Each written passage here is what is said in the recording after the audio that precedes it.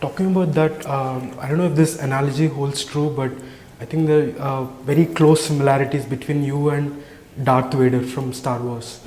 Really? First of all, I'm not a fan of Star Wars series. You've seen the films, right? Obviously. I did, but I'm not really that. I'm not a fan. I'm no serious. I read Darth Vader. In fact, I think my daughter told me that. That you have a lot of similarities with Darth Vader.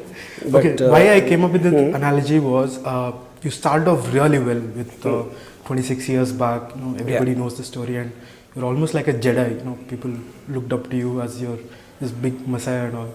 But then slowly something happened to you, and you, I don't know how to put it, but films which probably people didn't even expect that you would make. You know, for example, this last few years have not been really the kind of RGV that we know. And right now, what we see is like you've completely gone to a different zone altogether, where people are in a big doubt, you know, whether to watch a lost it or right. So you've almost like walked into the dark side of life. So that's why you're the Darth Vader of Indian cinema. Do you agree to that? See, but I think I answered this question many number of times, and I kind of find it tiring. But anyway, since it's coming in the context, like my first answer in this interview, I live life the way I want to, and I make any film the way I want to make it. The judgment of the film happens from the person who's watching it. So my state of mind when I took a decision to make the film will not match or might not match the state of mind of a viewer, whether he wants to see that film or whether he likes it or not. Right. So I enjoy an ice cream, for example, as much as a Shiva.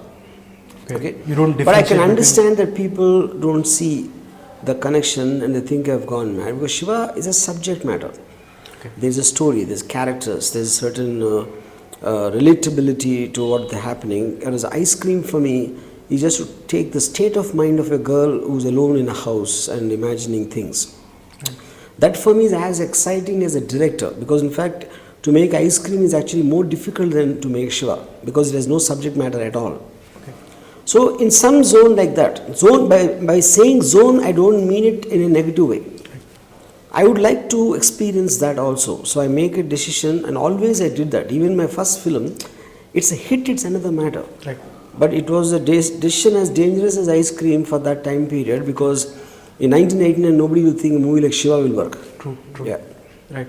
But the emotion there is because the way he talks is sitting in front of Amitabh Bachchan is sending out a signal of incredible confidence that it doesn't take him as a threat.